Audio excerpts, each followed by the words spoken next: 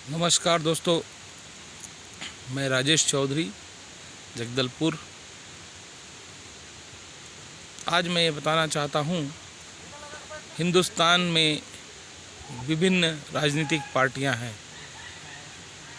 पर शीर्ष के दो राजनीतिक पार्टी कांग्रेस पार्टी और भारतीय जनता पार्टी,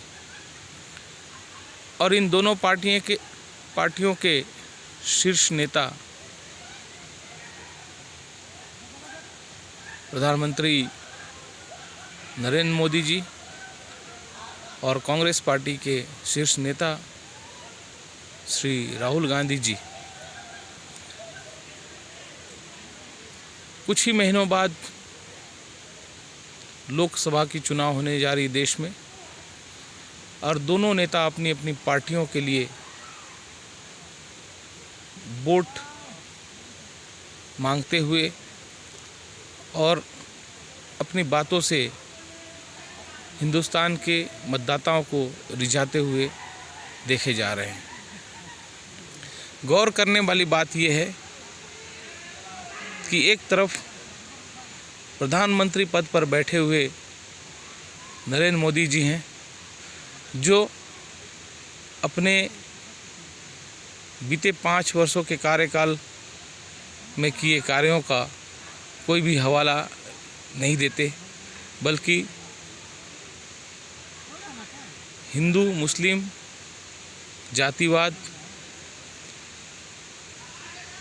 और जब भी उनका मुंह खुलता है भाषणों में बोलने के लिए, तो आप ये देखेंगे कि लगातार वो बगैर गांधी परिवार का नाम लिए बगैर उनका भाषण पूरा नहीं होता।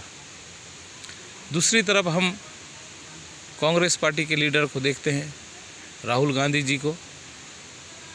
वे लगातार देश के युवाओं को, देश की बेरोजगारी, देश के किसान, देश की भुखमरी और लाचारी, इन सब बातों को लेकर जनता के बीच में जाते हैं।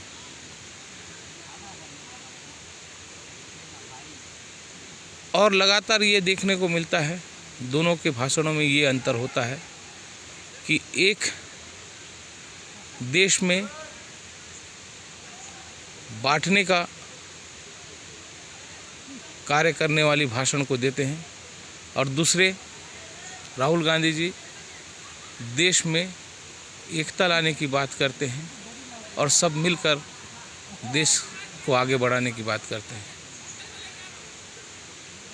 अब हम सभी का दायित्व बनता है, क्योंकि ये दोनों राजनीतिक पार्टियों के मुखिया हैं और इनके सोच पर ही वोट गिरना है। तो जो व्यक्ति देश की बात करता है, देश की एकता की बात करता है, देश की अखंडता की बात करता है, जो देश के युवाओं की बात करता है, जो देश के किसानों की बात करता है,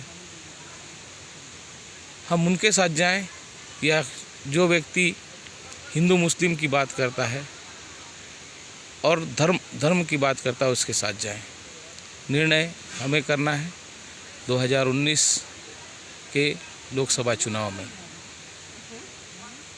आप सभी ध्यान रखें इस बात को कि हमें वोट डालने के पहले एक बार देश के लिए ज़रूर सोचना है। धन्यवाद। जय हिंद।